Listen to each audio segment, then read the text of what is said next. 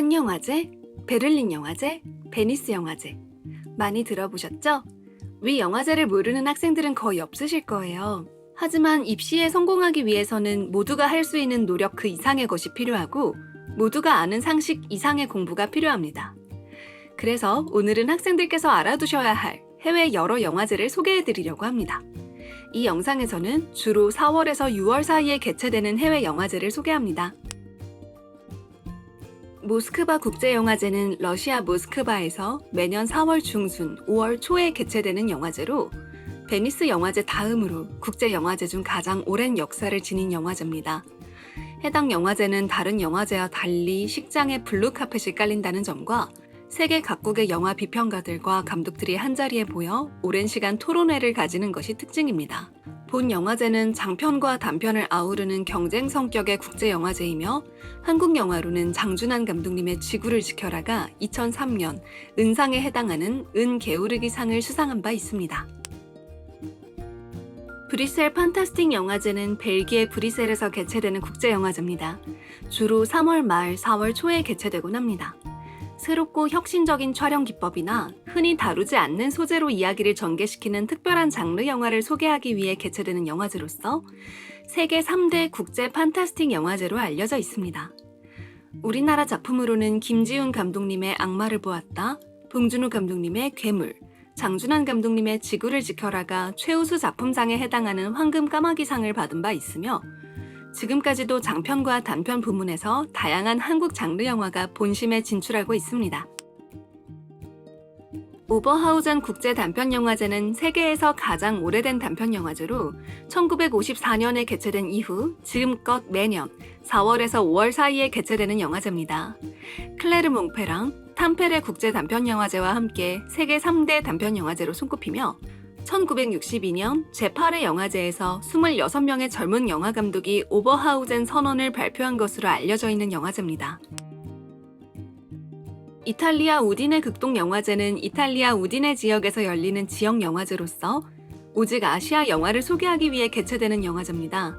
2022년 제24회 영화제에서는 우리나라의 블랙 코미디 다큐멘터리 성덕이 공식 초청되었으며 이장훈 감독님의 기적이 최고상인 관객상을 수상한 바 있는 영화제입니다. 세계 3대 영화제 중 하나로 꼽히는 칸 영화제는 매년 5월 중 2주간에 걸쳐 개최됩니다. 국제 영화제 성격을 띠고 있으며 경쟁 부문과 비경쟁 부문을 비롯하여 특별 부문까지 다양한 세계 영화들을 찾아볼 수 있는 영화제입니다.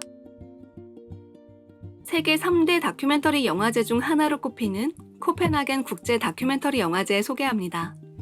덴마크 코펜하겐에서 개최되며 세계 여러 지역에서 제작된 다큐멘터리 영화를 200편가량 상영하는 대형 영화제입니다. 피렌체 한국영화제는 이탈리아 피렌체 지역에서 개최됩니다. 다양한 장르의 한국 영화를 이탈리아에 소개하기 위해 개최된 이 영화제는 올해로 20회를 맞이하였으며 각종 장편을 비롯한 단편 부문까지도 찾아볼 수 있는 경쟁 형태의 영화제입니다. 시애틀 국제영화제를 소개합니다. 김보라 감독님의 영화 벌새가 2019년에 개최된 제45회 시애틀 국제영화제에서 심사위원 대상을 수상한 바 있죠.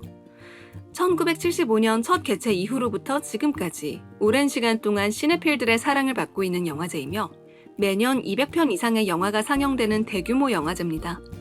비경쟁 성격을 띠고 있으며 주로 비헐리우드 영화나 독립영화, 제3세계 영화 등 다양한 영화를 소개하는 것으로 널리 알려져 있습니다. 샌프란시스코 국제영화제는 매년 봄에 50개국이 넘는 곳에서 출품된 다양한 영화들 중 200편 이상을 선별하여 상영하는 영화제입니다. 경쟁 부문의 대상을 다큐멘터리, 단편, 애니, 실험영화, 텔레비전 등 부문별로 개별 시상을 한다는 점이 특징이며 신인 감독의 뛰어난 데뷔작에는 특별히 신인 감독상을 수여하기도 합니다. 2021년엔 우리나라 이란희 감독님의 휴가라는 작품이 신인 감독상을 수상한 바 있습니다. 쇼츠 국제 단편영화제는 미국 아카데미 시상식에서 공인한 아시아 최대 규모의 단편영화제로서 일본 도쿄에서 매년 5월 말, 6월 초에 개최되는 행사입니다.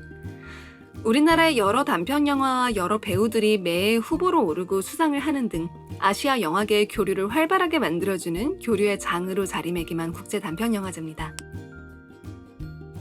오키나와 국제영화제는 웃음과 평화를 모토로 삼고 있는 일본의 국제영화제입니다. 보고 나서 행복한 기분을 느낄 수 있는 영화들을 선별해 관객에게 선보이는 것이 특징입니다.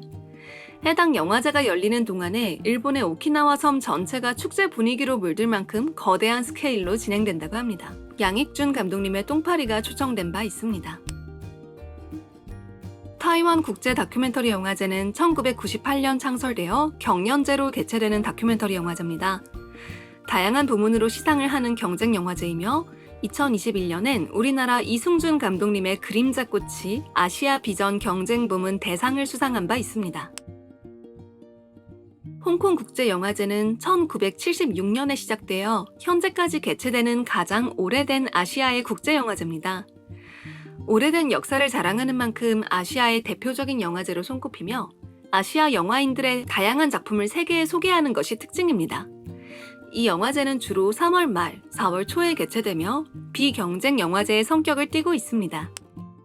오늘은 세계 여러 영화제에 대해 알아봤습니다. 지금 이 시간에도 어딘가에서 열리고 있을 전 세계 모든 영화인들의 축제, 많은 관심 부탁드립니다.